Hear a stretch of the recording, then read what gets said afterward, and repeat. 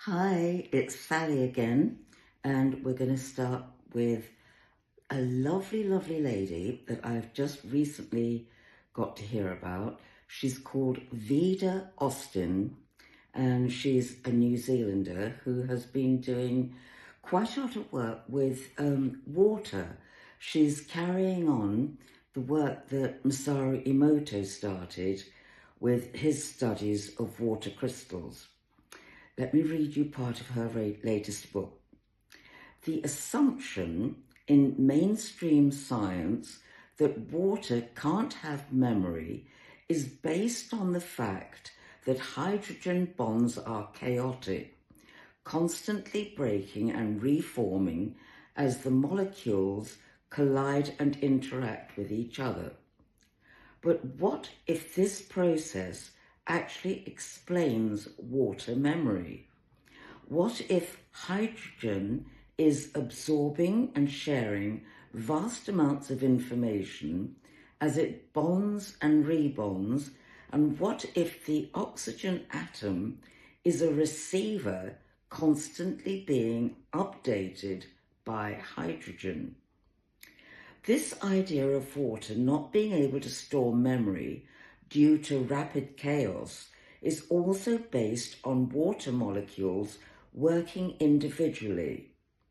I actually think they might be working as a collective in a similar way that bees and ants touch each other as they move through their colonies, sharing information so each one understands what's going on with the whole.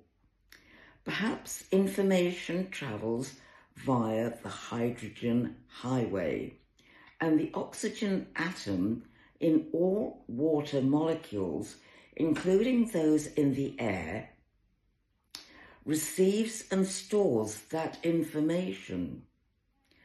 Maybe water is a moving mass of consciousness gathering and sharing information instantaneously. It is also assumed that water has no emotional intelligence, based on the assumption that it is not living. However, I think that assumption has limited our knowledge of water. The ancients and indigenous considered water to be a living, sensitive, fluid being. If water is emotionally intelligent, it wouldn't seem at all strange for it to connect to someone connecting to it. And within that connection is an exchange of information. Quantum physics might call this molecular excitement or entanglement, as opposed to molecular chaos.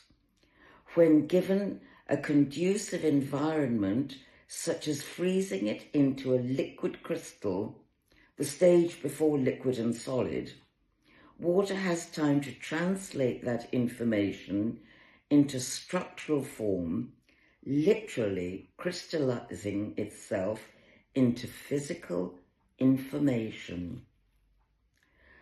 I think this is vastly important work, and I think we should be looking at it much more carefully.